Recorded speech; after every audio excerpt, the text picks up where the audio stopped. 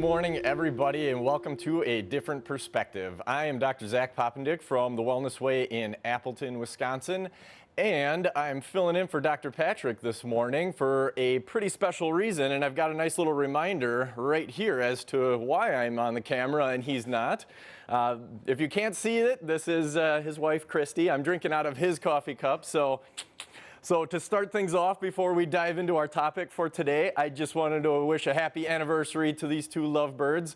I hope they don't mind that I took their wedding picture over here and put it up and blew it up a little bit bigger. And then, you know, from them here over in, I think it was in Hawaii that picture was taken, I believe last year. So they are right now together celebrating their anniversary. So I wanted to make sure we wish a happy anniversary, and everybody else should wish them a happy anniversary in the comments as well, because it is today. I'm pretty sure nobody gave me any bad info on that. I'm pretty sure it's September 28th, right?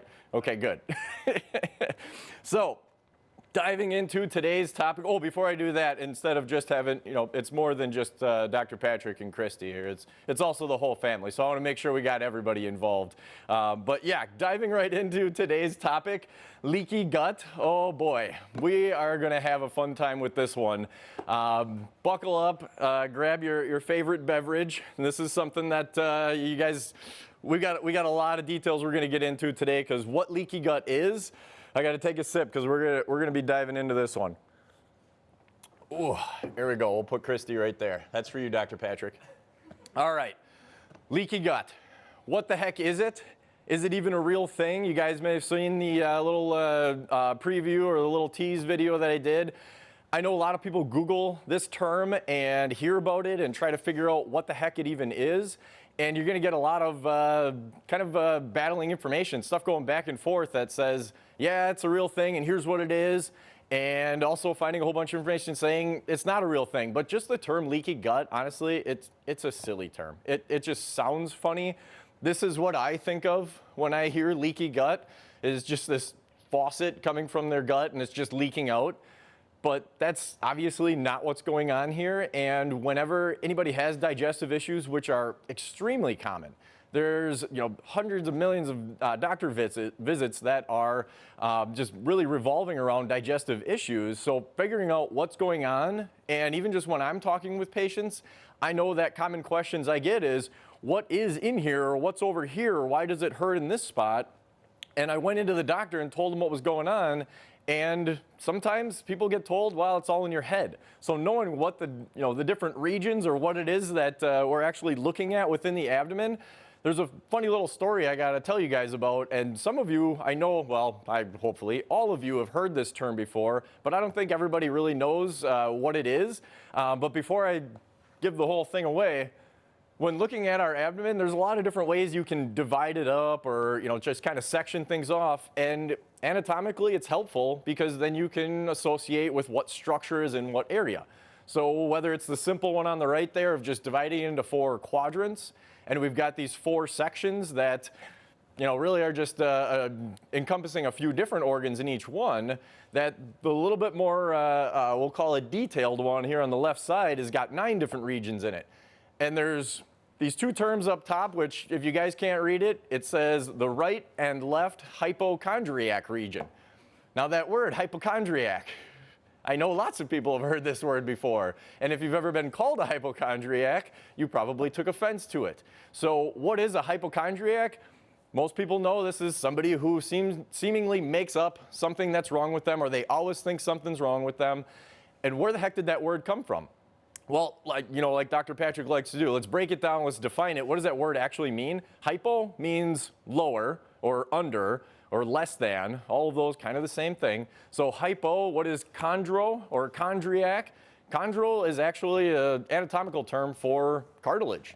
So a lot of people have heard of chondroitin, which is a joint supplement. So chondroitin, chondriac, chondrol, that base word for it is telling you it's cartilage. So why hypochondriac? It's saying it's under the cartilage of your ribs.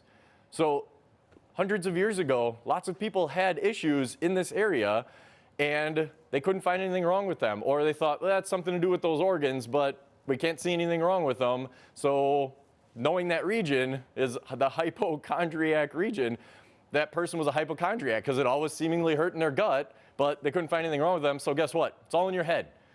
But that's obviously not the case. So, well, actually, you know what? I'm going to take a second to say hi to a few people that are on here. Yeah, because I've been told many times that I talk really fast, and I know that everybody here should be familiar with how fast Dr. Patrick talks, so I don't think I talk anywhere near as fast as he does, but I'm still going to try to take a break once in a while. But the hypochondriac, just that idea, and talking about leaky gut, when you go and you start researching things to figure out what's wrong with your digestion or what's wrong with just, your digestive function and what can be, a certain organ or certain thing that, is it my gallbladder? Is it my stomach? Is it my intestine? And I know everybody just goes, oh, it's my stomach. Not a lot of people know their stomach's actually up underneath your ribs on the left side. So having the anatomical association with where things are, it can be helpful, but it's definitely not something that is always going to tell you what's wrong. So leaky gut, this term, and I know the Q&A Dr. Patrick just did the other day, he kind of gave a little preview on the leaky gut as well, and I told him don't steal all my thunder, because he was talking about how it's really honestly just another catchphrase. And it's seemingly just, recent that we're seeing all this information about leaky gut and what you got to do to treat leaky gut and, leaky gut syndrome, and just knowing, the area in which we're dealing with. And the more you research it and come across that term leaky gut, you actually find out that, oh, this isn't a real thing. And it's here, I'm going to switch. This is actually, I wanted to take a screenshot of this one because this is where a lot of articles that I was reading that said leaky gut doesn't exist, that they were going back to and referencing this article. And this isn't just another, .com. This is a Society of Intestinal Research. So it's a .org, and that's why I was like, okay, maybe we'll, look at what they have to say. So I highlighted it. I know you guys probably can't read that, so I'm going to read it for you. But the big title on there, Debunking the Myth of Leaky Gut Syndrome, that it doesn't exist. And on the bottom it says that most physicians maintain that there is not enough research to prove that it is a legitimate issue. And then follows that up with, in this article that they have, that they're going to reveal some of the dangers of diagnosing and treating a condition for which there is no medical evidence. So stop and think about that for a second. There's no medical evidence at all for leaky gut. So that right there, I guess we're done. It doesn't exist. So why do so many people have these issues, and why can we find so much information about leaky gut?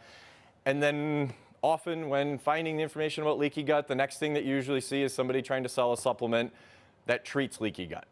And that's where we got to start thinking differently. And I want to go into a lot more detail. And I want you guys to remember this slide. And remember that there's no medical evidence, because I'm about to go through a whole bunch of medical evidence. You guys ready for this? Here we go. Because from being told it doesn't exist to then maybe let's see what Harvard has to say. I guess there are, a few smart people over there, so we'll see what they have to say. And of course, there's an MD that says, hey, leaky gut, what is it? What does it mean? Let's find out what he has to say. So this, just the very basics of it, and I know it's trying to be an informational article to try to help people out and give them just a step in the right direction and knowing what they need to look for. So let's read what he has to say.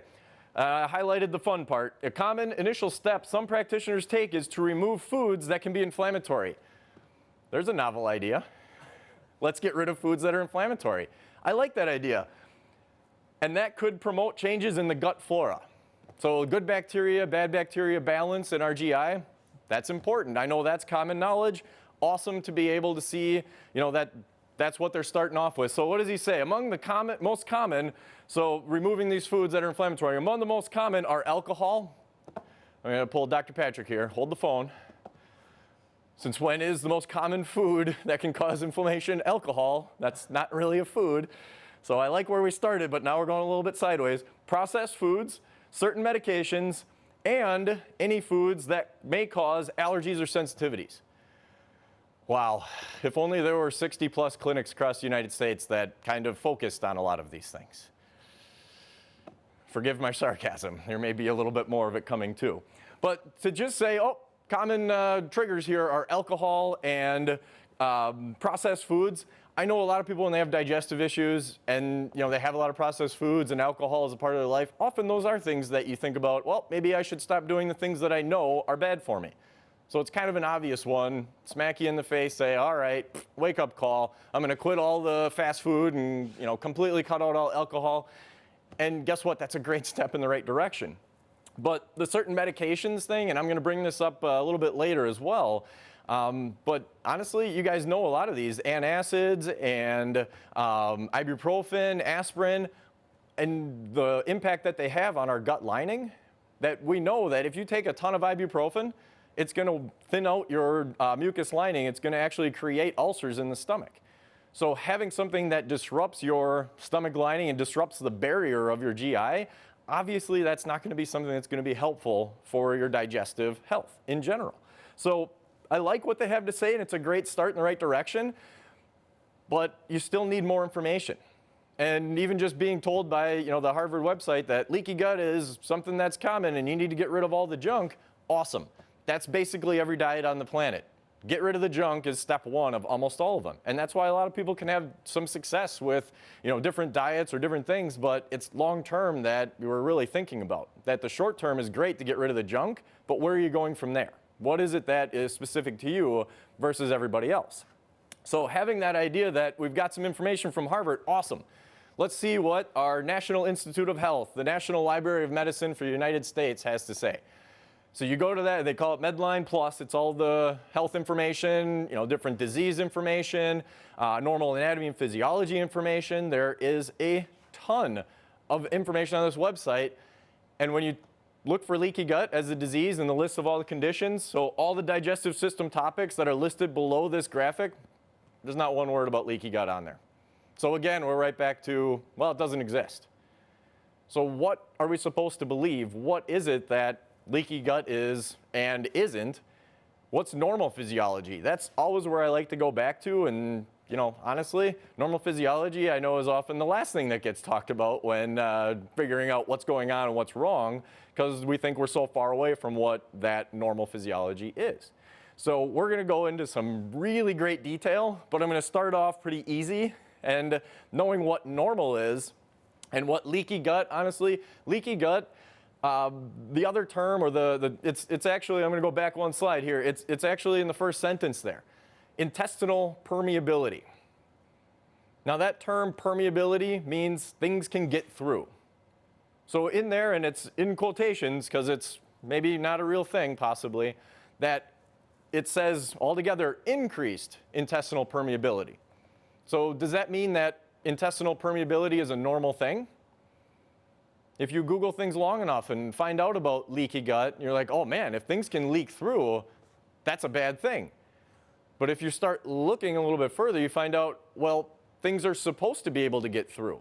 But there's a huge difference between a bunch of stuff coming through and just a few things coming through. And that's why I want to make a clear line or a clear distinction on, because what normal and not normal, Dr. Patrick always says, common does not mean normal. So what is normal? Intestinal permeability, we need to absorb nutrients. We need to have a salt-water balance, electrolyte balance, and our body needs to control that. So one of the key terms in this is going to be selectively permeable. Our body gets to select what it wants to come in and what it needs to keep out. And having that difference, when that breaks down, now we got to find out what's happening. So let's go to the very simplest anatomy picture that I could find that tells us about normal intestinal permeability. And they've got terms for it. This has been taught and is being taught all the time, but I know it's not number one when you're learning about the digestive tract. So what do we have? Different types of transport. Transcellular transport and paracellular transport. So to put it very, very simple, we're absorbing things into our cell or we're absorbing things between our cells. And now for the longest time, you go back 50, 60 years, anatomy and physiology and getting into the nitty-gritty of it, they really didn't have the technology to be able to look at what's going on in between the cells, and looking at them under a microscope was about the extent of it. And when looking under the microscope, those cells that are in our digestive lining were so tightly packed together that they gave them the name tight junction in between there, that those cells, they pretty much were convinced that nothing can get through those, that it was not permeable at all, and that it was just such a sealed off that the only way that things were going to get in is within the cell. And that was our body absorbing nutrients, which we know we need to do. So the tiny little, finger-like projections that are on those cells, if we, we're looking at just 3 cells here, but if we actually had, the entire line, it's which side is the food on and which side is your bloodstream on. That's obviously an important distinction. So on the top side, that's where the food is. And I know that because the little finger-like projections that are there, those help us with absorption. So when we eat foods and our body breaks them down with enzymes and the acid in the stomach, it gets down to the smallest level, the building blocks, so the amino acids that we get from proteins and the very, very simple sugars that you get from complex carbohydrates. That's what our body needs to absorb. So these little finger-like projections, they give us more surface area so we can grab all the little nutrients, pull them into our cells, and be able to build our body and repair from that. So now transporting those in, it's that in between the cells that really, I think it was the 80s when they pretty much established that, yeah, this is something that actually happens. We've got this ability to bring things in between the cells. And honestly, the first things that we're looking at were like salt molecules, to be able to get these little charged ions back and forth. But the key with this is they weren't just freely going back and forth. They were still selectively allowed to come in or to go out. And that's something that your body was controlling. So if we didn't have control over this, nobody would be alive right now. We have to have a specific balance of charges and molecules on either side of the membrane, and that allows our body to be able to keep things on the right track for healthy repair and to prevent damage or to prevent something from causing an imbalance and infection. So having all of those things be so tightly controlled, this is normal to have things go between the cells or into the cells. It's the selective or our body's choosing of what is being able to do that. That's what makes the big difference. So can it get more complex than this? Oh yes. So before I go into the more complex picture I have next, remember that this lining of our cells in our digestive tract is just one cell layer thick. So that means between what you're eating and your bloodstream and your immune system, there's only one line of cells that are there to be able to control that barrier. And that's really what it is. It's a barrier. So your gut barrier, it's kind of like your skin is your outer barrier.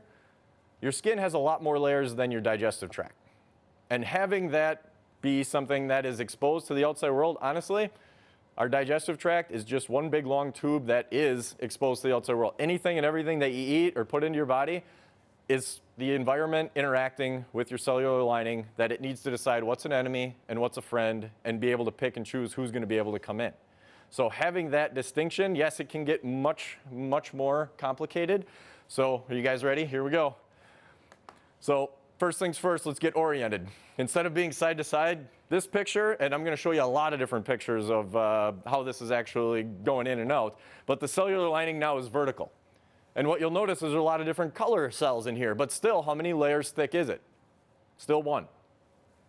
One cell layer thick between this is where the food is, and here's where your immune system, and even it says right on there, your circulation, your bloodstream. So being able to control what's coming in and out, it gets pretty complicated as to what types of cells are there and what their jobs are and what it is that we need to be able to protect our body from. So some of the cells that we have there are producing mucus. That's what the big blue kind of shaded area that's kind of looking wavy on there. Mucus barrier, and this one's always fun. If you guys want to check your mucus barrier, it's really easy to check. You want to know how? Take your finger, stick it in your nose. You got mucus in there. Yeah, Brandon's doing it right now. So the mucus barrier, when, just take real easy example. Somebody who has environmental allergens and there's a bunch of pollen in the air and all of a sudden their eyes start watering and their nose starts running, guess what your immune system is doing? It's trying to protect you from something that's irritating it. So you create more mucus to catch what's in there and get it out. So whether it's getting it out of your nose or mucus in other places, I'm trying not to get too graphic today even though we're talking about digestion, but that mucus layer is a part of your barrier. And there are things that affect that mucus layer and decrease that mucus layer that then what's next? Your cellular layer, and then what's after that? Your immune system. And it's going to be overprotective when it needs to. So when I first started training with Dr. Patrick, before I even ever started seeing any patients as a wellness way, I think almost 9 years ago now, one of the things that, obviously there's a lot that I tried to learn all at once in the beginning, and it was very overwhelming. And I know Dr. Patrick could tell when he was teaching me some of these things. He goes, okay, here's what I want to do. Just focus on one thing, and if you can learn all about this one cell, you're going to learn a ton about the immune system. was like, okay, which one is it? I'm at the edge of my seat. And it's this little pink squiggly guy in there that's labeled DC. It stands for dendritic cell. He goes, if you can figure out what dendritic cell is doing, you're going to learn a lot about how our immune system works. And the more I learned about that cell and our gut lining, the more I figured out that these cells are just major communication tools for our immune system to know what's going on in the outside world and tell our inside world how to respond to it. And it's really cool little thing on this picture. I hope you guys can see it. I know it's really tiny, but there's another little one of those little pink cells. And he's got this tiny little dendrite or a little arm that's sticking out, and it's going in between our cells out into where the mucus is, out into where our digestive tract is. That cell is so specialized, it actually sticks an arm out and says, hey, what's going on out there? And then gets to read that information, bring it back in, and tell all of our other immune cells, hey, I saw some enemies, here's what they look like, get ready to fight those guys if they come in. How do we get that immune system response? It's through exposure. Exposure to those different antigens or those different immune system signalers that are foreign to our body. So the more information that our immune system has, the more that it can create a response. But what happens when we get overloaded with that? Now we're going to have a bigger response. So that's sometimes where allergies come in, is that we've got this overexposed immune system that says we got to keep battling, keep bringing more fighters and producing more of these things that are going to actually cause inflammation. Because what inflammation is, I know we talk about it a lot, but sometimes people get confused and think inflammation is only bad. But guess what? Inflammation is there at the start of every disease process because it's your immune system trying to help you heal. It's sending signalers that recruits more immune cells and says, hey, we're fighting something, we want more help, get in here and let's fight it all together. So our gut barrier lining, do we want things to just leak through or fly through there? Of course not. But can we selectively bring some things in and out, and it's even just outside of the nutrients? Yeah. It's immune system signaling that's going to help us to create not just a response to what's bad, but also knowledge to be able to be prepared for it. So all of our immune cells and everything, all these different cells are all working together, and tiny little red areas in between these, those are those tight junctions I was telling you about, where those cells are just so tight together, they're held together by our immune system and our structural proteins signaling. So what do we do next with this information? Well, is leaky gut real or not? Did we figure it out? Probably not. Because telling you that things getting through is normal. Uh-oh, does that mean leaky gut isn't a disease? According to the National Institute of Health, it isn't. And if you go into your medical doctor and tell them, I have leaky gut, you know what they're going to tell you? It's all in your head. It doesn't exist. It's not real. But if you go into the medical doctor and you say, you know what, I think I have intestinal permeability issues, then you might get the little head turn like, what the heck are you talking about? Have you been reading too much research and trying to be smarter than the doctor? Then it's an ego contest all of a sudden. But knowing what it is that we're looking at within that terminology, finding out what's going on and diving down into the physiology of it, I know that's not often how conversations go at the doctor's office. And knowing that when we talk about leaky gut in the office, I know we don't always have the time to go into all the nitty-gritty detail, which is why I'm glad you guys are here to follow along with some of this with me. So is leaky gut a disease? Is it a symptom of a disease? What if we have breakdown, which actually is on this picture, where there's no cellular structure holding things together, and now, these microorganisms are coming in, and they're getting into the circulation, into the bloodstream, and going where? All to our tissues and our circulation throughout the entire body. Can that be a problem? Absolutely. When things get through that aren't supposed to be there, now we can have issues. Now we can actually have something that can cause disease, cause problems. So is leaky gut, here's the big question, is leaky gut a symptom or is it a disease? Or guess what? Is it neither? Whew. Don't worry, I've got more. So just that idea of disease and leaky gut, how do most people usually learn about leaky gut? Is when they find out, I got some digestive issues, and people give you advice, or you go on to a group and you tell them what's going on, and they tell you what? Get rid of gluten, get rid of dairy, get rid of soy, get rid of corn, get rid of all these things, and see how you do. Why is it that it almost always starts with gluten? Because there is a disease process associated with it, and a lot of people have issues with gluten. Why? Why is it that some people can have a huge response and have a lot of inflammation, And other people can eat gluten and like, I got no problem with it. But still, there can be that advice that, oh, that's got to be the problem. So what's the disease associated with gluten that involves leaky gut, or what we should say is increased intestinal permeability or intestinal hyperpermeability is another way to say it? Celiac disease. And knowing that gluten is driving that one, the rates of celiac disease have been increasing. And just like the title of this article, the celiac surge, it's a rapid increase over the last few decades, that knowing that this is something that's got people in the research areas scrambling to understand the causes of the trend and cope with the consequences. Go through the grocery store, whether it's in the natural food section or not, and you're gonna find a ton of gluten-free products. And now when you go and you grab that gluten-free product, you go, oh, it says gluten-free right on the front. That means it's healthy, right? All it means is it doesn't have something. It doesn't tell you what it does have.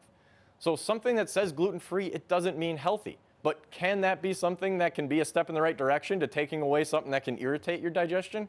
Absolutely. But how do we know that? Remember, there's no medical research and there's no evidence to show that that exists. So this increase in celiac, it's important. So researchers trying to figure it out, guess what? They started looking at what's going on in our immune system, and they wanted to find out, how is this working? How is there an increase in this permeability? And why are things allowed to leak through? Or are they leaking through is probably a better question. And here we've got some research. Again, don't expect you guys to be able to read all the details, but there's this little molecule that they found, and they called it zonulin, and it's because they kind of found something that was similar to it within a disease process. Guess what? It wasn't celiac disease. If you are in a certain age group and you played the game Oregon Trail when you were in elementary school or middle school or whatever age they first started getting computers. For me, I don't know, it was in elementary school. We'd sit down with that, what was it, the original Macintosh and the green, everything was green on the screen, and you played Oregon Trail. And you'd be driving along and all of a sudden, oh, you have dysentery. And Mary has cholera. There's actually cholera, which is, the video game is fun, but the actual Oregon Trail, cholera, the disease cholera, was the #1 killer for people that were on the Oregon Trail, traveling west. And what is cholera? Cholera is a disease caused by a bacteria. So what happens when somebody gets cholera? You have diarrhea 20 to 30 times a day, very, very watery diarrhea that your body is doing something very important. It's trying to flush out that bacteria. It's trying to get rid of what toxin that it's creating. So they looked at that because there's a lot of leaking, but it's going in one direction, and that's going all the way out. So this zonulin, a newly discovered modulator of intestinal permeability, remember, intestinal permeability is normal, and this is something that modulates it. So where's zonulin coming from? It's not from the bacteria I mentioned, it's from our own immune system. But how they found it, how they discovered it, is because it was similar to something that cholera produced. And then they looked at it and go, oh, hey, let's figure out how this one works. So where are they looking at it? Its expression in celiac disease. Why is celiac disease the best thing for them to look at with this? Because they know when gluten is there and celiac disease is expressed, there is leakiness, there is increased in permeability. We know that people get diarrhea. This is the hallmark of celiac disease in the past, is malnutrition, diarrhea, and a lot of intestinal inflammation and bloating and damage to that lining. Knowing that celiac disease and the clinical picture of celiac disease has actually changed over time, that you can go back and look at old textbooks. In fact, I've got another presentation I've done that has straight from an old medical textbook, a picture of 5 or 6 kids that have the hallmark signs of celiac disease, that they're stick thin, skinny as a rail, and their stomachs are sticking out like they're 6, 7, 8 months pregnant. And they're all just little kids. And that right there was the picture of celiac disease, was intestinal inflammation and bloating, and they're really skinny because they couldn't put on weight because their GI was damaged and it couldn't actually absorb any nutrients. So now we look at people with celiac disease and we see it all over the map, and we see a lot of obesity with celiac disease in those that have it. It's almost backwards. So what has changed over this time? The signaling in our immune system is something that's always been there, and that molecule zonulin and how they studied it Is this something that just came out 6 months ago and I happened upon it in my research for leaky gut? No. Part of the reason I wanted to put this up here is because this research article is from the year 2000. 20 years ago, they already knew that intestinal permeability and how our immune system is signaling it, it was actually known and a studied molecule. But they didn't know a whole lot about it or how they could use it in a clinical sense. But that's where a lot of that starting process, and a medical doctor from Massachusetts General Hospital pretty much was specializing in celiac disease for much of his career, that when he started having to turn away people that were testing negative for celiac disease but had every symptom with it, he wanted to figure out why, and that's why they started looking at what's going on at the GI lining. So remember, that first article that I had up there, there's no medical research that shows leaky gut's a real thing, or there's increased intestinal permeability. Baloney. It's 20 years old that they knew the signaling, but guess what? It's not just zonulin, it's not just that one molecule. There's a whole bunch of other signaling mechanisms that are a part of it too. And we know that because it's in the research, even though we're told there is nothing. So it's looking at it focused on celiac disease, that's where a big focus gets started, because they know celiac disease and gluten causes a problem. So it's knowing, okay, if somebody has celiac disease, they know that there's increased intestinal permeability, and well, I guess it's only people with celiac. So when you go into the doctor and they test you for celiac, more often than not, and you guys can give me a thumbs up in the comments if this is you, if you've gone into the doctor and have already stopped eating wheat and eating all the grains because you're pretty much sure that that's actually causing intestinal damage, and you completely stop eating all of those things, and you go in and they test you for celiac and it shows up negative, what then? What do they tell you? It's all in your head. You can eat wheat. You're fine. You don't have celiac disease. And I can't tell you how many times I've talked with patients that they said, I went to the doctor and asked them what I can change with my diet, and they said, diet doesn't really have an effect on this. You just need to take medication and it'll control it. That's common, but that's not normal. Having that conversation with a doctor, and I've talked with at least 5 people this last week that are just fed up and frustrated with going back into the doctor and asking them, hey, what do I do for this? And being told, there's nothing wrong there. They've done a colonoscopy and there's no damage. You have IBS. Is IBS diagnosis? IBS is saying, well, we couldn't find the other disease, so you probably have this. Because they can't find actual damage on a colonoscopy. So if there's no inflammatory damage, does that mean there's nothing going on? Are you a hypochondriac? You've got issues here, but it's all in your head? That's frustrating, and that's why what we do at the Wellness Way is looking at how's your body functioning, not trying to figure out, do you have a disease or not? Because not having a disease is not a reason to just go and eat whatever you want and wait for a disease to show up. So this next article I have up here is just going a little bit more in depth with that signaling protein and its interaction with gluten, which one of the main proteins within gluten is called gliadin or gliadin. That gliadin, zonulin, and intestinal permeability or gut permeability, but they're looking at it in celiac and non-celiac. So people that don't have celiac disease, let's see what they found. Those that eat gluten, try to make it a little bit bigger. Hopefully you guys can read this one, and I'll paraphrase it. Based on the results, we concluded that gliadin, the gluten protein, activates zonulin signaling irrespective of genetic predisposition or genetic expression. So basically what we're seeing here, if you eat gluten, it causes increase in permeability. It causes your immune system to reaction. It causes an inflammatory response. It causes a change in your gut lining.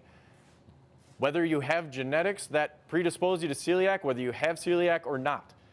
So that is why when I tell people, I don't care if you're celiac or not, 100% of people that eat gluten, there's an inflammatory reaction, there's an immune reaction, and there is a change in your GI lining. You don't have to have symptoms. You don't have to eat it and go, oh, I feel awful. You can eat it and be like, I don't feel anything, and it still causes inflammation. It still causes damage, and it's still causing disruption in your GI. So it doesn't matter if you have celiac or not. If you go into the doctor and they tell you, oh, you're negative for celiac, the tissue transglutaminase antibodies were negative, they weren't even measurable. I've had lots of people bring those labs into me and they go, yeah, they tested that, I don't have celiac. And I go, okay, were you eating gluten while you were doing that test? Well, no, it makes me feel awful. Okay, Do you know that you have to eat a minimum amount of gluten every day for at least a month to have a positive test on that? That even going to the celiac disease website and all the information about celiac, they have it right on there. It affects about 1% of the population, and they estimate that 97% of people that have celiac disease are right now undiagnosed. Why is that? Why are they undiagnosed? More often than not, it's because they stopped eating that protein, stopped eating wheat, stopped eating all the grains, and when they got tested, they were negative. So you can't diagnose a negative test, but they still likely have it. So knowing that, and celiac disease in general, what is the magic treatment? What is the medication that they've developed to treat celiac disease? You guys know? I want you to put it in the comments. I'm going to look. And I'm going to take a quick sip here. Anybody write in there what the medication is that treats celiac disease yet? I hope nobody guesses it because it doesn't exist. The medication for celiac disease is don't eat wheat.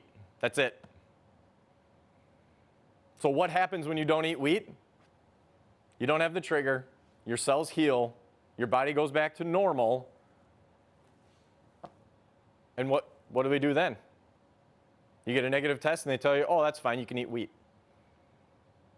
So that's why a lot of people can get really, really confused with this. And looking at the comments, you guys get it. Nothing. Stop eating gluten. You're right. It's simple. Should be simple. But knowing that if somebody doesn't have celiac disease and they eat gluten, feel awful, or feel fine, doesn't matter. Still causes an increase in intestinal permeability. So remember that selectivity.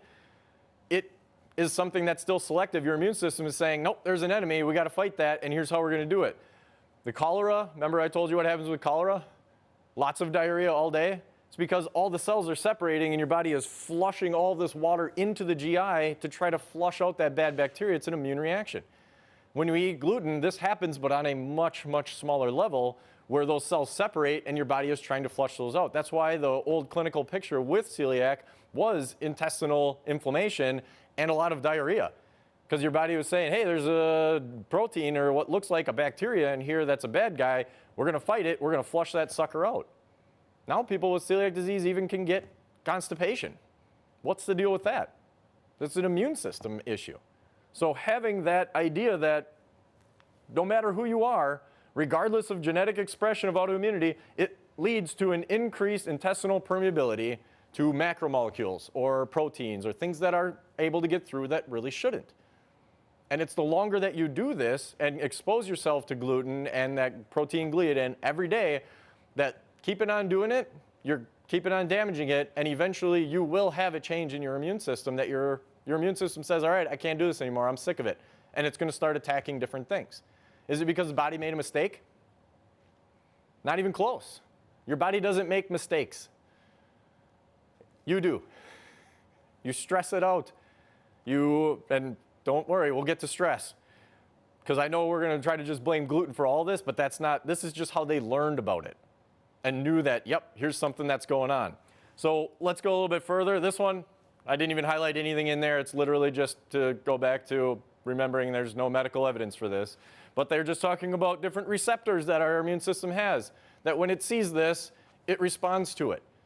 When somebody has gluten in their diet, when they have that protein that gets expressed, we have an increase in our immune system response. They know the signaling is there and it keeps on going and increasing that. So is leaky gut mentioned in here at all?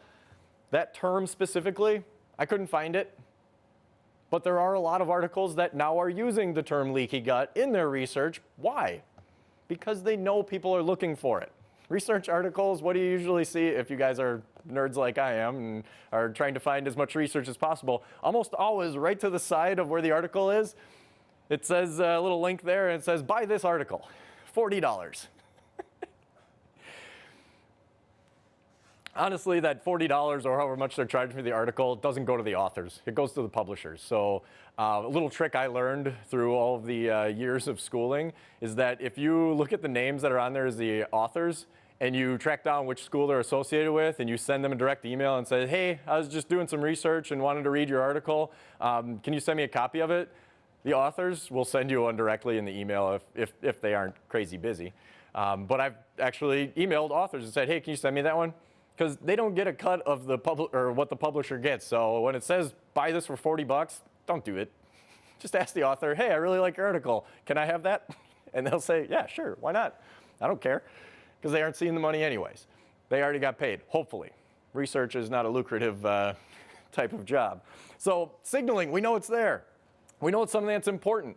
Heck, even just a different article that I was looking at, it's explaining what the normal permeability is. Here's what's going on. We figured out this little cell releases this molecule, and it attaches to this protein, and then it makes these things separate, and it sends another message to the immune system. There's a big conversation going on.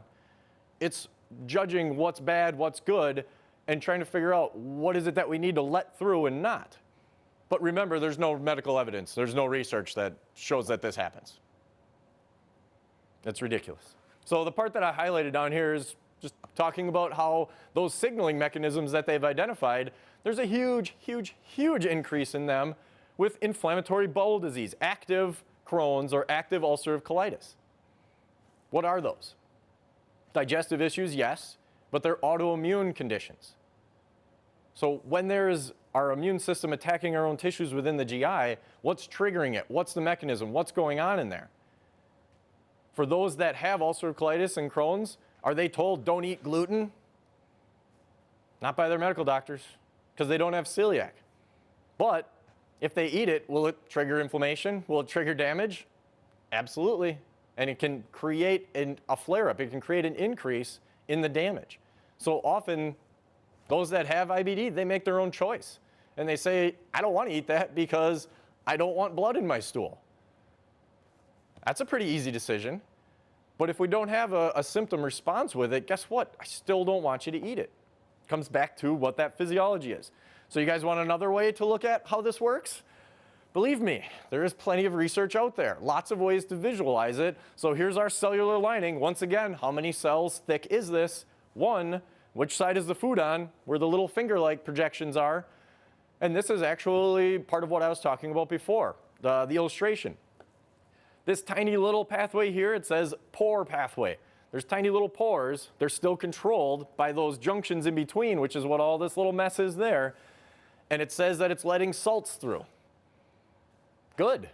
Our body has to control that salt balance between underneath the cells and within our lumen or within the digestive tract.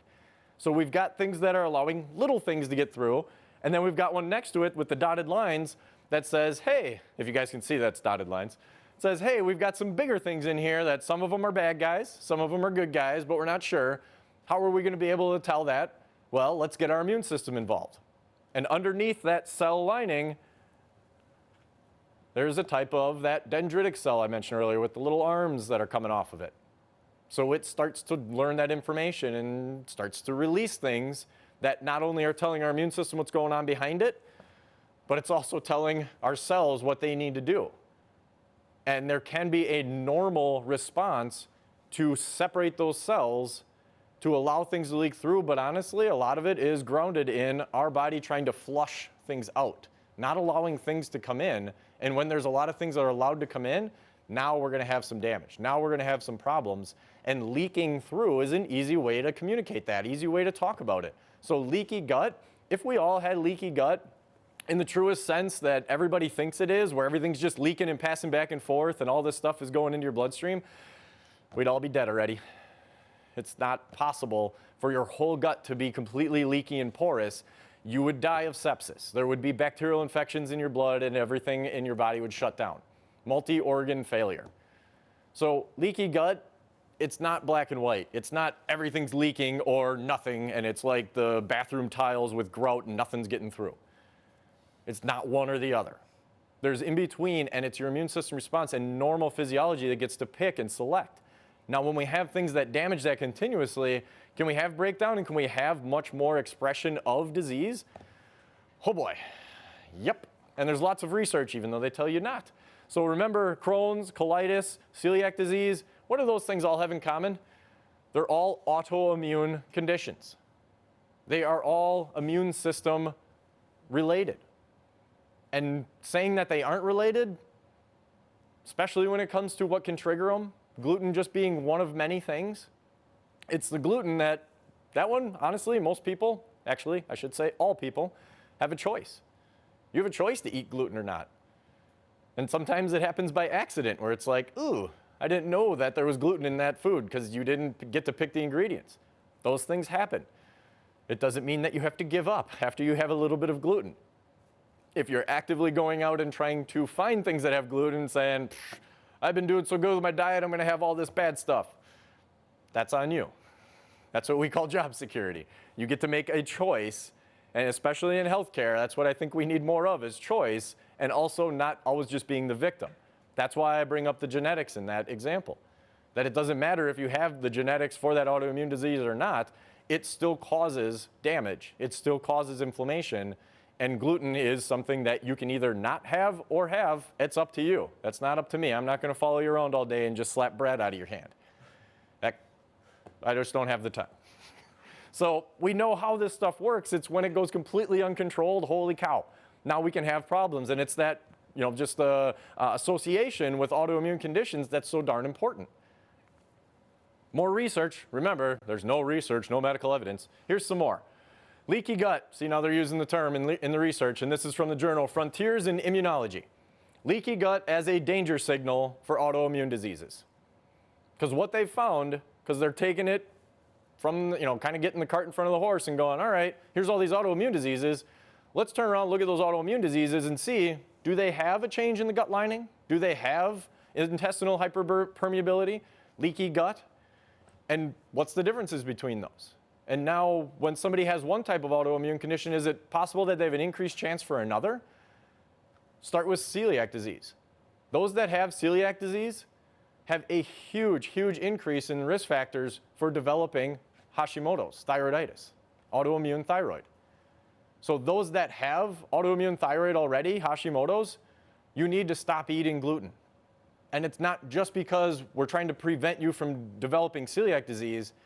It's because the proteins that are in gluten and some of the proteins that are in dairy even are very, very similar to some of that autoimmune reaction protein that your immune system's trying to fight. So quit giving it a trigger that it knows it needs to fight, even if it's not sure if it's the right thing to fight. When our immune system is trying to protect you, it's sometimes going to make that decision that things that look similar enough also need to be destroyed because it wants to help you. The byproduct of that, yes, is inflammation, but your gut lining, is it just that cellular and the mucus? There's a ton of bacteria all over us as well as in us. And changes within your gut bacteria, that's something that I guess hopefully everybody knows is hugely important for your immune system. When we say 80% of your immune system is in your gut, what does that really mean? If I go back to that really complex picture of all the different cells lined up vertically and all the little things, little dots all over the place, so all that immune system signaling, all that, 80% of your immune system lives in your gut because 80% of immune system signals are being produced there. There are a lot of them being produced everywhere else, but it's just a massive amount within our digestive lining.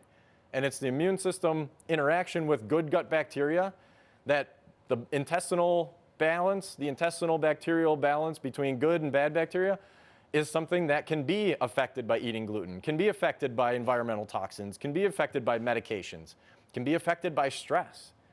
That mucus layer I mentioned, stressing out, emotional stressors, decreases your mucus production.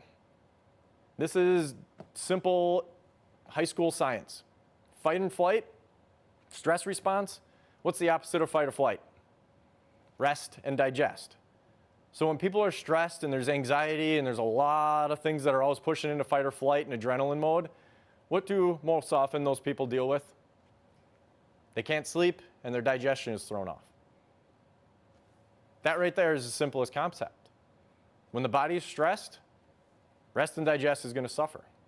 And when we start working on getting away from that stressor or out of that fight or flight, now we can start having a great improvement within our resting and our digesting. So there's a lot of different ways to phrase that.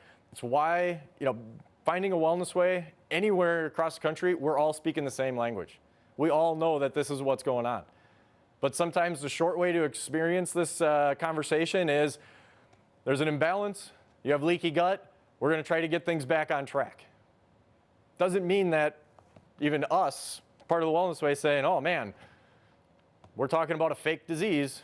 No, we're describing a mechanism and something that your body's trying to do to protect it, but sometimes we lose track of why. It's association with autoimmune diseases that highlight in this one, bringing it up a little bit bigger, that part of where that autoimmune disease research and what they're looking at with the signaling and tying these things together, they found, holy cow, there's evidence, growing evidence shows that gut bacteria, microbiota, is important in supporting the epithelial barrier, our gut barrier, and therefore plays a key role in the regulation of environmental factors that enter the body. So your gut barrier and the cells and what they're doing, they rely on good gut bacteria. What kind of things mess with gut bacteria? And I looked down at the comments where about 1,000 people are putting antibiotics. Yeah, we all know you take an antibiotic, what happens? Kills off good and bad bacteria, and a lot of times we can have a yeast overgrowth just because of that. What really is that? Imbalance. Good things gone, bad things up. I'll explain it to a 5-year-old that way. We got rid of the good guys, now we don't have as much help. Oh, now the bad guys can take over. They're opportunistic bacteria. They take the opportunity to be able to grow and act like an infection, even if sometimes they aren't an infection. And a lot of times on the labs, when we do a stool test, it just is abbreviated as a PP bacteria. Stands for potential pathogen. Basically what that means is it's a bacteria that, yeah, we can find it in the GI pretty often. Not often would it be found in an amount that can cause a problem, but when it is, now this thing's acting like an infection, even though it may not be an outward infection that would be prescribed an antibiotic. But to us, that is an infection because what's an infection? It's an overgrowth of bacteria that's really not supposed to be there. Back at square one. Bacteria and our GI lining, that is your barrier, that is your protection from the outside world, and the regulation of environmental factors that enter the body. So if the gut bacteria are so darn important, we should probably know a little bit more about what affects that. More research. Remember, there's no research on any of this. I'm going to keep saying that, drive that point home. But that signaling molecule, the regulation of those junctions in between our cells, and autoimmune diseases. What autoimmune diseases? Which ones are associated with this? What, is it just a couple? Celiac disease and Crohn's and colitis like I mentioned? Nope. Here's the short list. Celiac, ulcerative colitis and Crohn's like I had mentioned. Hashimoto's I mentioned. Also Graves', which is autoimmune thyroid, but it's hyperthyroidism that will be associated with that, where Hashimoto's is typically hypothyroidism. Function with the thyroid, what's going on with an autoimmune? Autoimmune thyroid. Is the thyroid the problem? If you guys have been following Dr. Patrick and everybody in the Wellness Way, you guys should know this by now. The thyroid often isn't the problem. And with Hashimoto's or Graves', the problem is with the immune system and what's triggering it. It's just that it now decided that the thyroid's the enemy and that's its target. So taking away things that can trigger this, it's not just one or two things and gluten to blame.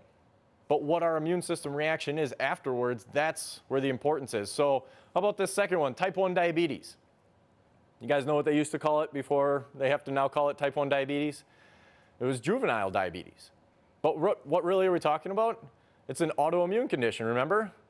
It's where the immune system attacks the pancreas. It damages pancreatic cells. We can't produce insulin, and now blood sugars can't be controlled. They used to call it juvenile diabetes. Why? Because now adults are developing it, and they call it late onset diabetes from an autoimmune, late onset autoimmune diabetes. And I know Dr. Jason possibly has mentioned that on a video or two as well. But having an immune reaction and what cells it targets, why is it that every single one of these, they can go back through and look and say, hey, all of these have changes in their signaling within the gut barrier, and they have an increase in intestinal permeability. Is it there before? Is the leaky gut or the intestinal hyperpermeability there first, and then we get the autoimmune disease? Is it causing that? Or does somebody have the autoimmune disease and now their gut becomes leaky? Which one's there? And that's actually part of where some of the research is right now, and they're finding there's a lot of leakiness or changes in permeability long before people have any kind of a diagnosis with that disease. Now, for those that have the diagnosis or are followed along a study. I know I was reading one. I'll tell you guys, the last 2 weeks has just been me reading research. It's been quite the ride. But one of the research articles I was reading, that they looked at populations of families of people that have celiac disease or other autoimmune diseases in their families, and we're looking at other people within that familial tree and testing to see, okay, people that have those autoimmune diseases, yep, they've got increase in permeability, we can see that. People that are in their family that don't have any autoimmune disease, do they have permeability issues? And they found most often they do have higher than normal, but not at a disease level. So which is causing which? Is it leaky gut causes the disease, or the disease is causing leaky gut? Remember, intestinal permeability is a normal thing. It's when it starts to get stressed and damaged, and the gut bacteria get damaged, and our cells get damaged, now we start to see things going on all over the place. So let's kind of take a step back. And this, I just, first of all, I love the fact that I got to make myself into a cartoon. So the light bulb moment that Dr. Patrick, obviously being in practice for 20 years, I've been in practice for 12 now. I'm not quite up to where he is. Hopefully, maybe someday I'll catch him. I don't know if that's how time works. But having a light bulb moment, it's something that, maybe it's not even my light bulb moment personally, and I know that the thought process with this, call it a wellness way light bulb moment. That what we're looking at, how we're approaching it, that's really what the problem is that trying to blame leaky gut for it being a disease, or saying that there's a disease and then they get leaky gut, I don't think really either one of those is where we need to spend our time, and we're approaching this completely wrong. So when you read about leaky gut and you see whether it's a natural medical doctor or anybody else that says, you have the signs of leaky gut, here's a leaky gut supplement. Here's the thing you need to take to treat leaky gut. That's where I get frustrated. Because it's a natural fire department. It's not a disease to treat with a natural thing. It's not a disease to begin with. It's something your immune system's trying to tell you and trying to signal. And if you're just going to continue to just look at what can I treat my leaky gut with and throw supplements at leaky gut, this is essentially what you're doing. You're bringing lumber to a burning house. Leaky gut is not a disease, but when there's a lot of inflammation and there's a lot of things that can be leaking back and forth, throwing a bunch of natural supplements at the leaky gut disease or syndrome, it's not going to help. You're bringing lumber to a burning house. So what do we need to do? What do we need to start looking at is not leaky gut, and not saying, well, leaky gut's the problem. Leaky gut's not the problem. Leaky gut is the response to the problem. It's what your body is doing because there are other issues. But what are those issues? What is stressing it? And stress, I know I talked about already. Increase in stress can decrease our mucus lining, can make us more susceptible to the outside environment damaging our cells, and our immune system has to increase. It's a domino effect. We get those things all set in motion because we're constantly stressing the body. People that have colitis, that it's not active, they can actually have an increase and actually have a flare-up of colitis because of emotional stressors. I know this because I talk with people that have seen this within their own health. I've had to have a conversation with 2 people, one in particular, that I had to tell him, you should quit your job. Your job is what is continuing this process. We don't want to just continue to throw a bunch of supplements at that inflammatory process when we know that when you are stressed from work, that is when this flares up most often. Take a month vacation and everything's awesome. The bleeding in the GI stops. Colonoscopies look better when there's extended time off from work. I told the guy, yeah, your job is what the biggest issue is here. Not everybody can just go, oh, figure out the problem, it's my job, I'm gonna quit, and now my disease got better. Doesn't work that way either. But how does that work when it comes to stress? It's laid out in the research as well.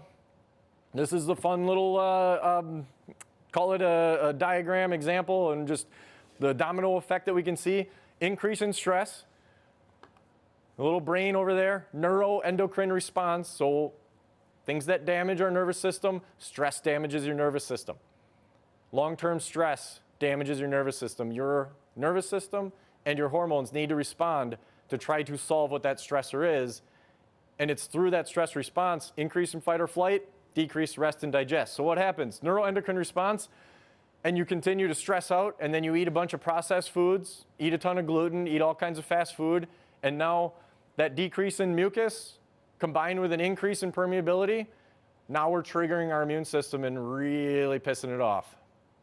You can go from something that's inactive, no colitis, to activating colitis just from stressing out too much. This is why Dr. Patrick hits this so darn hard and talking about the fact that we need to stop stressing out so much. Ladies versus guys, we pick on this all the time. What do guys worry about? There's just crickets. Nobody has anything. Ladies, what do you worry about? Everything. So that's why it's so important and it's such a huge impact on health. And that's why it frustrates me so much when I talk with anybody that's had that interaction with the doctor. They go in and they say, here's what's going on in my digestion. And they go, well, we can't find anything. It's all in your head. Here's an antidepressant. We'll schedule for a colonoscopy, but if it's not there, then you have IBS. And if it's so bad, then we're going to give you a muscle relaxer as a medication for the muscle spasms in your GI. That's not healthcare. That's just putting a big Band-Aid on those symptoms. And honestly, it's not going to get any further for what can be helpful for that person. So is stress huge? You can get rid of all the toxic stuff, all of the, the toxic things in the kitchen, personal care products, shampoos, deodorants, everything non-toxic, no nothing. And if you're surrounded by people that are constantly stressing you out, you can still get sick.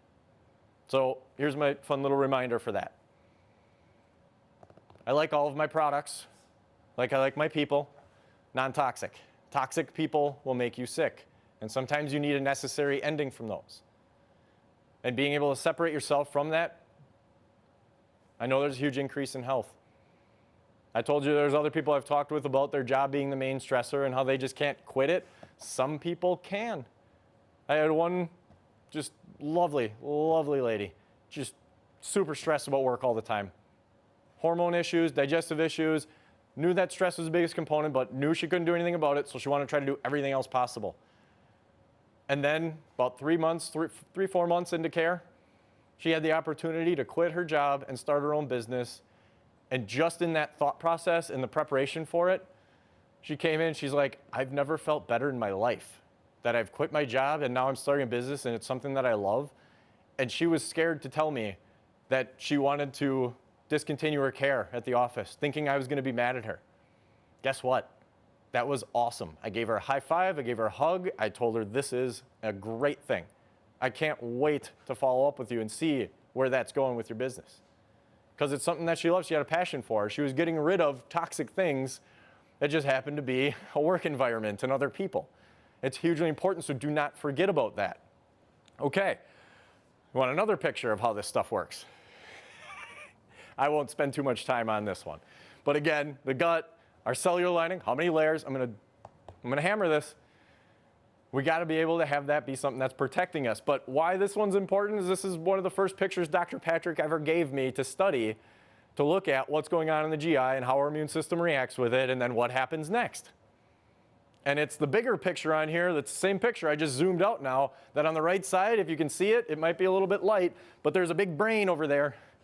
And what our immune system is reacting to, those arrows are going in both directions. The gut-brain connection and what stresses the GI and what stresses our thoughts, it's a two-way street. Emotional stressors can upset your stomach.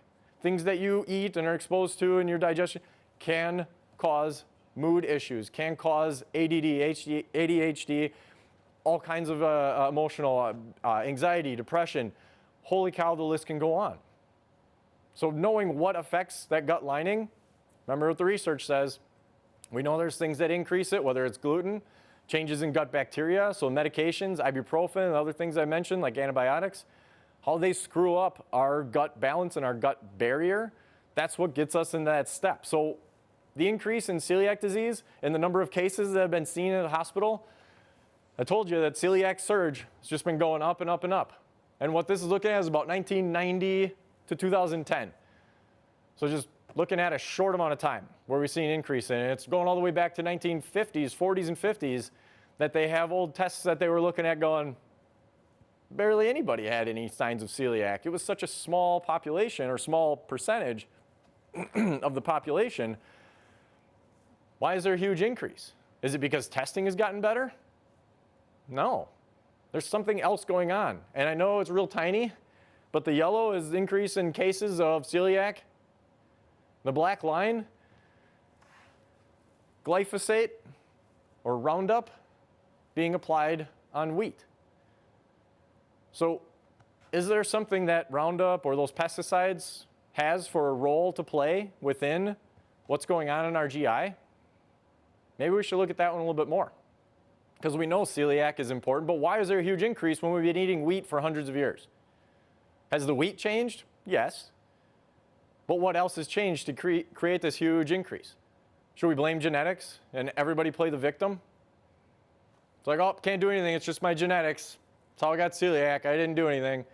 Guess what? It's a big part of how our environment is really, really stressing our gut barrier. So that increase, it's not the only one.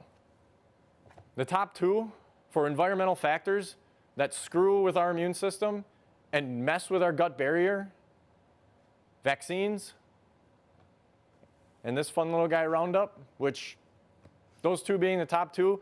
Talking about vaccines in the immune system, go to our YouTube page, look for the video that Dr. Patrick did on vaccines and immune system. He talked for over an hour on it. Goes through what our immune system normally does and the effects that vaccines have on it. So I'm not going to go into big detail on the vaccines right now, but I know that Roundup and the active ingredient in it, the glyphosate, is something that a lot of people know about, but what is it really doing? What is it?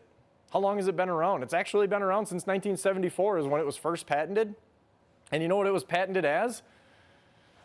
An antibiotic, an antimicrobial. But they didn't really start using it in agriculture until the 90s. And when it was actually used in agriculture and increased, it's gone off exponentially. Huge, huge amount. And that's what I want to talk with you guys about, because it's not just leaky gut, but it's our immune system. And the increase in cancer rates for certain types of cancer, and even in certain areas of the United States, that we see these huge changes and huge concentrations, and we're looking at it going, well, I don't know why this is happening. Take the blindfold off, look around. Since 1986, the Vaccine Protection Act, early 90s, the increase in Roundup and glyphosate and GMO crops and Roundup ready corn, soy, wheat. Those are all the things that they're applying these things to. And what are the majority of the things that people eat in those processed foods? Corn, soy, wheat. So when we say get rid of those and we don't say anything else past that, it's not because everybody has an allergy to those, it's because they're just so toxic. And how it affects our gut bacteria, that's part of what I want to go into. So Journal of Toxicology, Interdisciplinary Toxicology. What are we looking at? Roundup. The active ingredient in Roundup is called glyphosate. And yes, that's the focus of the study and focus of where a lot of research is, but I've got bad news. They actually aren't really studying Roundup. Because to study glyphosate, it's the active ingredient in it. If you look at all the different products that Monsanto and now who owns them, Bayer, all the different products that have glyphosate in it is more than just Roundup, and they're all in different concentrations and percentages, and the mixtures of the other chemicals that are within that mix with glyphosate, those are unstudied. Those they refuse to study. They don't want to. They look at glyphosate by itself and they go, that's fine, it's safe. What they've shown that it does is it affects how certain nutrients and certain cellular processes and protein transcription within plants is halted and damaged, that it's used to kill plants, used to kill invasive species, used to kill things that will affect the crop. So they look at it and go, yeah, it's how it affects plants, but that doesn't affect humans. Nope, it's only a plant mechanism that it affects. But they never tested all of those mixtures of chemicals together. Right now, we are the experiment. And how it affects those, just the term glyphosate, type in Roundup and lawsuit. Type in Roundup, glyphosate, and cancer. And you'll see there's thousands of lawsuits right now that are pending. There are some that get into the news of the guy who had non-Hodgkin's lymphoma develop after spraying these pesticides and chemicals nonstop for years and years, and he was awarded somewhere around $300 million. Now, is he actually going to see all that money? Probably not. I think they've actually reduced it even since then in the ruling. And he's probably going to die, if he hasn't died already of cancer, before that'll ever even get paid out. And there are thousands of lawsuits that are pending. There's another one I was reading about a couple in their 70s that were spraying Roundup on their lawn for years and years, and both of them developed non-Hodgkin's lymphoma. And a part of the settlement, they were awarded $3 billion, billion with a B, in punitive damages. And the judge came back with a ruling and said, yeah, we're going to have to reduce that because that's just astronomical. It's not actually realistic to be able to pay that for this. So he reduced it down to $275 million. So knowing cancer is a part of the conversation. How does your body prevent cancer? Do we have immune system cells that kill cancer cells? You bet. So when there are things that mess with our immune system, heck, even just the treatments for some of these autoimmune conditions like Humira, which I saw some people put in there before, what does Humira come on the commercials with? Cancer. So what is Humira's job? Stop your immune system, suppress the immune system. What happens then? Increased risk of cancer. That's why people come to us and say, oh, I don't want to take this medication because I don't want to have an increase in cancer because I'm trying to deal another disease to create another one. So Roundup Ready corn and toxins, can you go just running through a field of pesticides? No. You got to have a hazmat suit on. The danger signs, the skull and crossbones out there, always fun. But one of the things that I didn't mention on that toxicology, and even just going back to the history with glyphosate and Roundup, is that it's water soluble, a water soluble antibiotic. What does that mean? That means that it's in the water, it's in the air, it's in the rain, it's everywhere. They are finding residues of Roundup and glyphosate all over the world, even in areas where it's not sprayed, areas where it's not used. Why? Because it's getting evaporated up into the atmosphere and coming down in other places. They are finding residues of it in polar bears and penguins. How much Roundup are they spraying in Antarctica? How much Roundup are they spraying where there's nothing but ice? Nothing, right? So how is it getting everywhere? We've got this pervasive, water-soluble, bacteria-affecting chemical that's all over the place. And we're seeing a huge increase in celiac disease. We're seeing a huge increase in autoimmune diseases. And we're sitting here going, yep, I don't know, I can't see anything that's causing this. It's all around us. So this is why we emphasize to get things that are organic. Look for non-GMO. Do anything you can to try to reduce what that pesticide exposure is and what that load is. And just me talking about it, if that's not enough, I've got more. Glyphosate, patented as an antimicrobial, has been shown to disrupt gut bacteria in animals, preferentially killing beneficial forms and causing an overgrowth of pathogens. So now where is this stuff being sprayed? Across the Midwest, mostly. And remember, it was patented in '74, but really not used in a big way until the late '80s, and then in a huge way in the early '90s. That from right about 90, I think it was, yeah, it says 74 in here from when it was introduced, but about 92 was when things really, really got big. But what is this talking about? Genetically engineered crops, glyphosate, and the deterioration of health in the United States. We're looking back on it and we're tracking it and we're looking saying, man, things are really getting bad. Let's look at what else has increased. Now, is it saying that glyphosate and Roundup causes all of this directly? That's what they're fighting in court. And having million-dollar lawyers is helping them to be able to settle these things for 200, 300, 400 million. And guess what? That's pennies when you're making billions of dollars a year. They don't care. It's settled. Get it out of the way, get it out of the news, shut them up, sign a non-disclosure. We're done. But the cancer rates and everybody spraying it all over their lawns, we just continue to do that. And you walk through any of the big box stores for lawn care and you just see Roundup all over the place. Nobody's talking about it in the aisle. You don't have somebody with a vest coming on over and saying, maybe don't want to spray too much of this stuff, or you maybe want to put a mask on and a hazmat suit when you're spraying it. When you watch your neighbors spraying weeds in their house, Did they have big masks and hazmat suits on? No. Did you read the warnings on the bottle? No. But knowing that this is a huge, huge increase, I love the title of this. The FDA will begin testing food for glyphosate, the most heavily used farm chemical ever. This was from 2016. So they're going to start testing foods for it now because, oh crap, apparently it's showing up in other places. Yeah, sure is. So where is it being sprayed? This I was telling you a little bit before. 1992 to 2011, this is just overall a map of the estimated amount on agricultural land. So we're talking about farmlands. This is not even looking at people's lawns and trying to get rid of their dandelions. So all of this, real light area, 90s, I told you it started to increase there and they're using it in farms. What happened? Huge increase. And now this whole area, if we look, and I'm going to go back and forth a little bit here. If we look here, 2011, a huge amount of increase in how much they were using with Roundups. Let's look at this map here. And what this is cancer rates between different states, age-adjusted death rates for all cancer. Why is there a huge concentration down here in the red area, but if I go back, where they're spraying it is all north of that? All the farms are up there, but the cancer rates are much higher down in this area. Why is that? Remember I said this is water soluble? Is there any water traveling through the middle of the United States that maybe would be ending up there?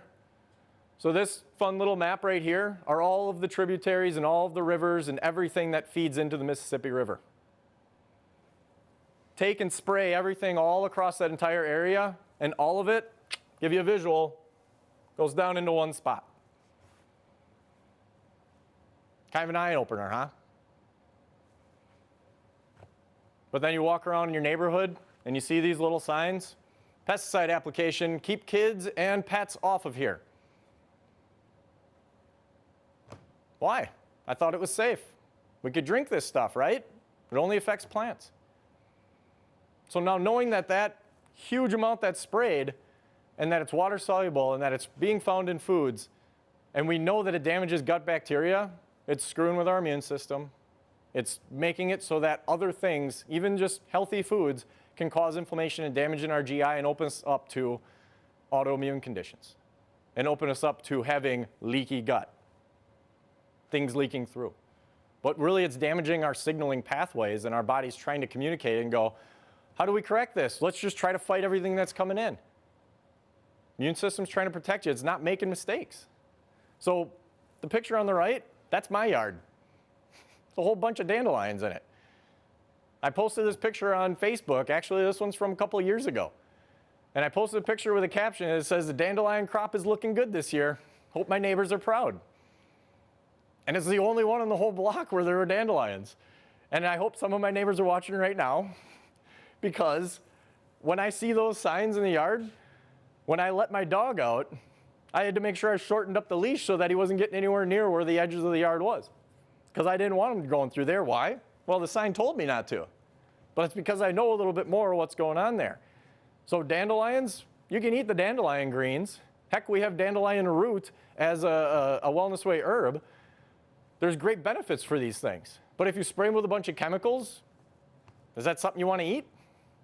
Me neither. So don't spray my yard, because I might want to eat from it. Beautiful dandelions, right?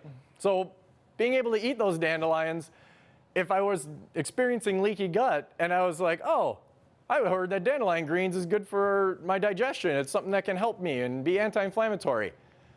And I'm trying to treat my leaky gut with good food, all I'm doing is bringing lumber to a burning house. So what's going on in the gut environment? Is there a leaky gut test? This is a question I get all the time, and I wanted to address this one. Is there a leaky gut test? They're trying. They've got one that they're looking at that signaling molecule, and they're saying, all right, if we can measure this zonulin, we can see if somebody has intestinal permeability issues, an increase in gut permeability, and possible leaky gut. The problem is this zonulin protein is a part of a family of proteins. That if you have an increase in zonulin, guess what? It tells us, yeah, we've got an increase in that signaling pathway, but it doesn't really mean anything else past that. What's going on in the environment of the gut that can be triggering that needs to be removed, that needs to be changed? We don't guess, we test. Part of what we're testing is the environment of the GI, environment of the immune system. What is it that is a trigger? If you're just trying to throw a bunch of natural things at leaky gut as a disease, you're going to be frustrated. You're going to be going down that same path of, what do I try next? That didn't work. I tried this, that didn't work. I cut out gluten, I still feel awful. So what do we need to look at? What's going on in here? So when we do run a stool test and we do get results that look like this, and there's a ton of inflammatory markers, and some of those markers tell us about autoimmune issues, like calprotectin that's listed up there. I'm not going to go into the nitty-gritty of all the details on a stool test. That's what getting that test run and going over it with your Wellness Way doctor is all about. And having that conversation with them of what's going on with you, it's not, oh, you have a leaky gut, here's what everybody with leaky gut should do. That's not going to help anybody. Leaky gut syndrome and leaky gut supplements, that's why it's so frustrating. That's why in the Q&A that Dr. Patrick mentioned, I told him, don't steal my thunder, because you're going to tell everybody that it's a bunch of hooey. It's a bunch of crap. There's no such thing as a leaky gut supplement. In fact, one of the top ingredients within some of those leaky gut supplements is an amino acid called L-glutamine. L-glutamine is a very helpful amino acid that our cellular lining, our GI cells, they love to soak it up and it helps them to repair. So why is that a bad thing to take while you've got inflammatory issues in the GI? Because glutamine, if you look it up, when there's a lot of inflammation and stress, your body will convert glutamine to glutamate. And glutamate is pro-inflammatory and excitatory and stressful for not only your GI, but for your brain as well. So for some people that take a leaky gut supplement and they get a huge increase in glutamine and then they have this, oh my gosh, I don't feel good, it can be because they're over-converting it to something that's now excitatory. So do I like to use glutamine? You bet. But I want to know when and where I'm going to be using that with somebody, because not everybody is put in the same box of having a condition that you have to do this natural thing for that disease. It doesn't work that way. It's the opposite of what we're doing here at the Wellness Way. So what's going on in there? I told you about the PP bacteria, potential pathogen bacteria, and then sometimes there's actual pathogen bacteria that are there too. So when you do get what the cultures are or what it is that's imbalanced in the GI, I was fishing through all kinds of different results and just trying to find a few of them, and you know what?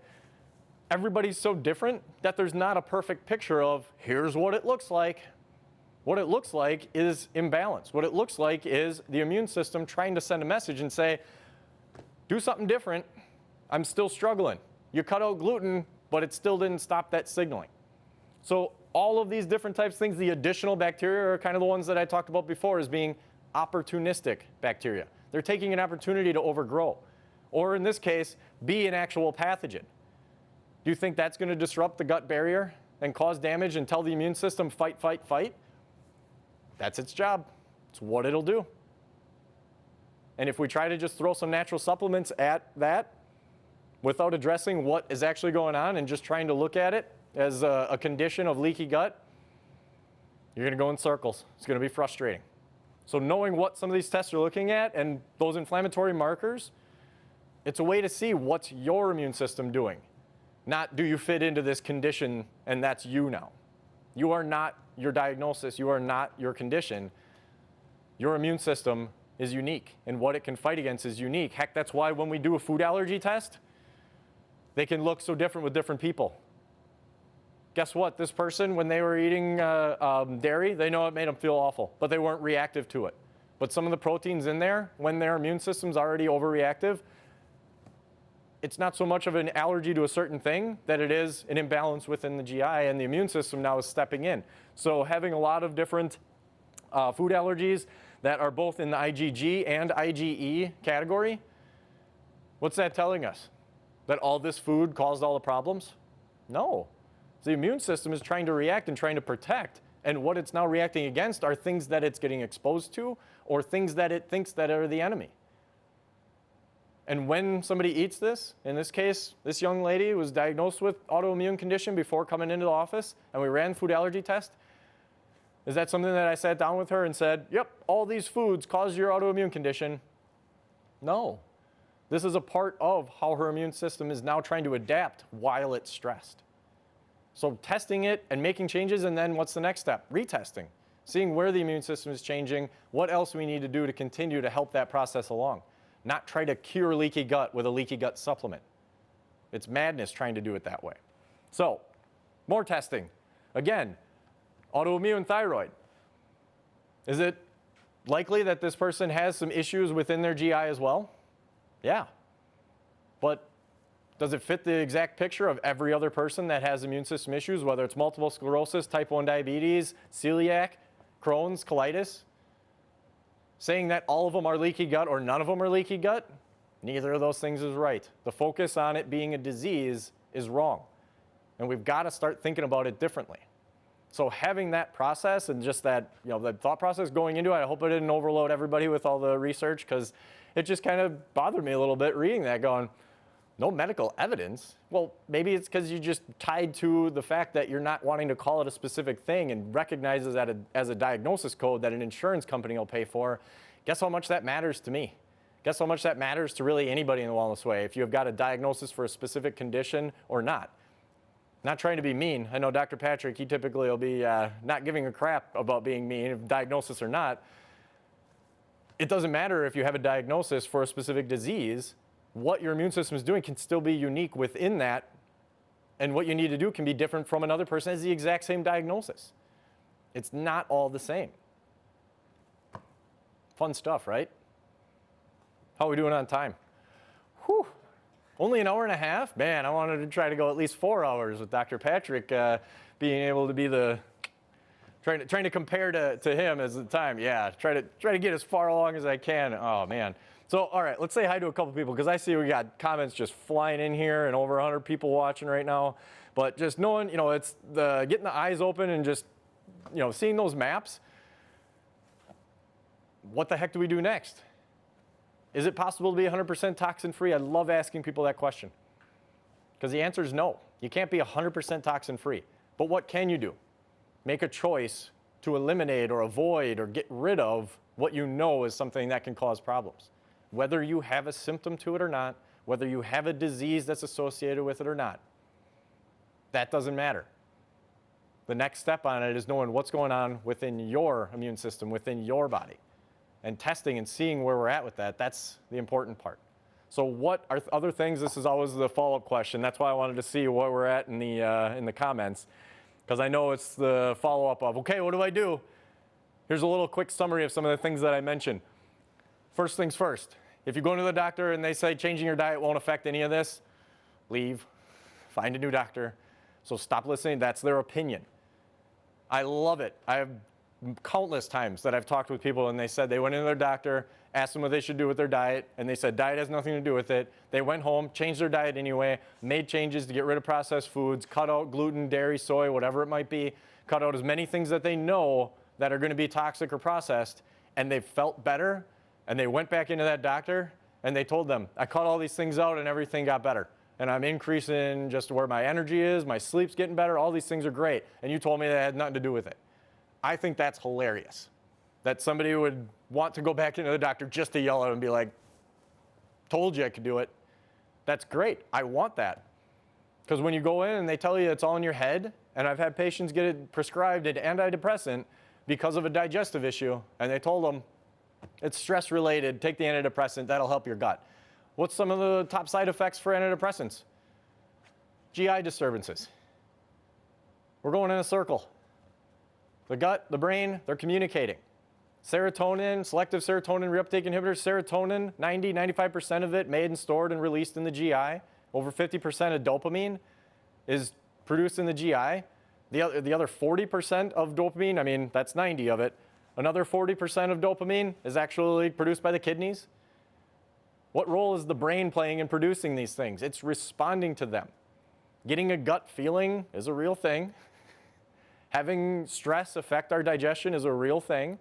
Being told it's all in your head is not a real thing. That's the stupidity. So stop listening to their opinion, because they can tell you, that doesn't do anything. Great. That's your opinion. But you can make a change and you can actually then go back and shove it in their face. Have a big smile on your face. You're doing something positive.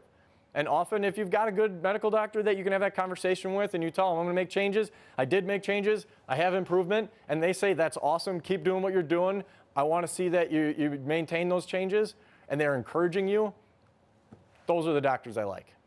Those are the ones that I'll never tell somebody, cancel your visit with your yearly physical or cancel your specialist visit.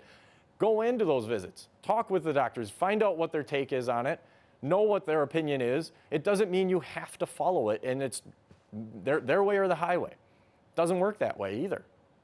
You have a choice. Choice in healthcare is important. So what we need to do, aside from not being discouraged when you want to make a positive change, and that goes for family too, not just the doctor's opinion. You tell your family you want to eat healthier and you're eating a kale salad and they're just making fun of you. Toxic people, remember? Not fun. You don't have to be around them. You can sit at a different table and eat your kale salad. Come sit by me. Avoiding grains, why? There's enough pesticides all over those dang things. In fact, with wheat, I didn't even mention this one. I don't even have any notes in front of me. I was hoping I'd just remember all this off the top of my head.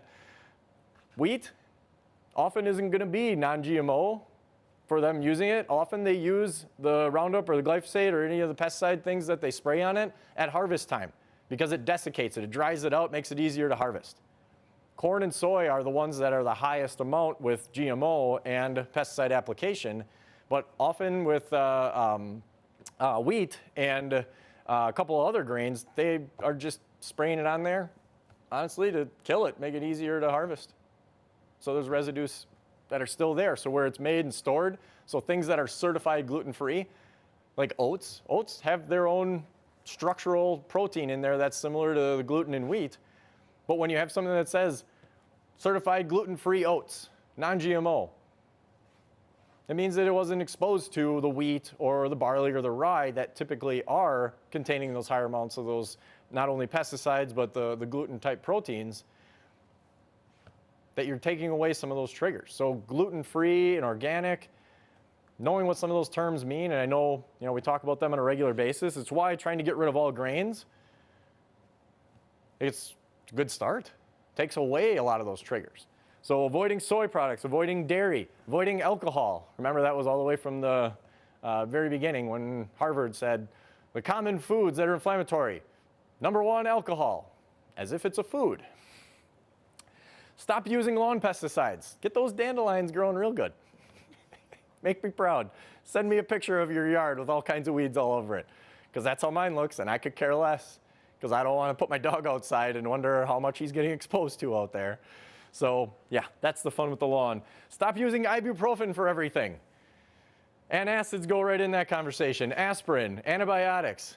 There's a time and a place for some of those, but with ibuprofen specifically, when you take a lot of ibuprofen, it wears out your mucus lining, increases your chance of ulcers, and that increases the chance of having an infection, and H. pylori or whatever other bacteria can take that opportunity to cause damage and further disrupt your gut barrier.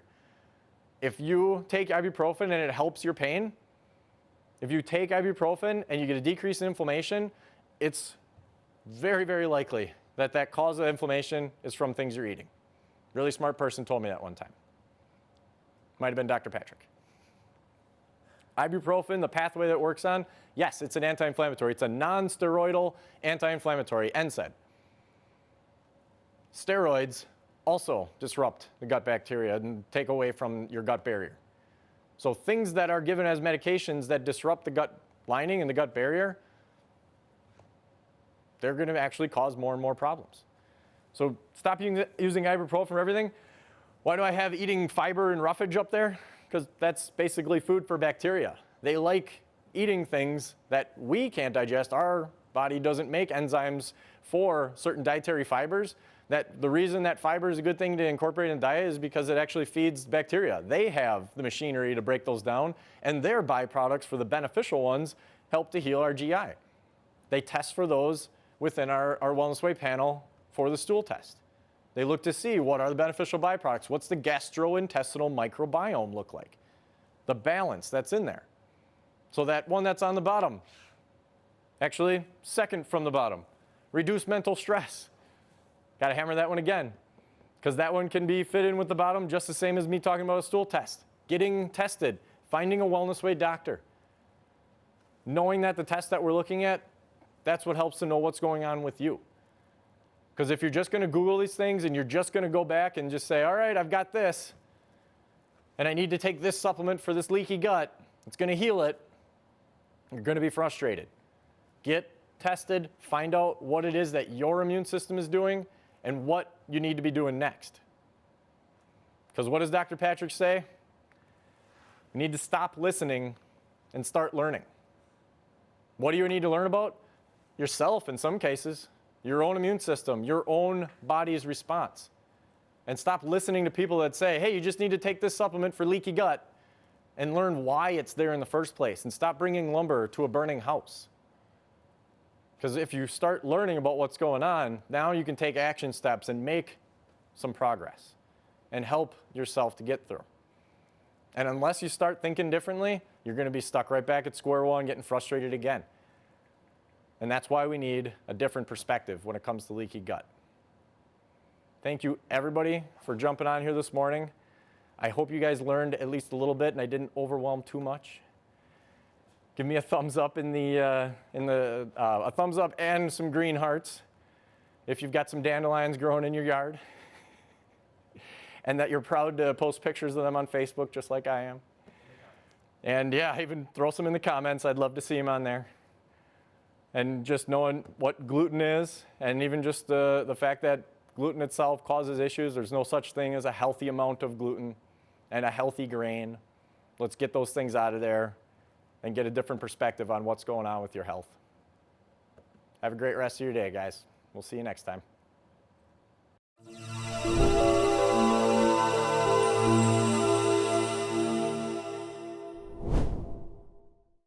Hey, thank you for watching. Make sure to subscribe to this channel so you don't miss a single video or live stream. Also, share this video with a friend. Once again, thank you for watching.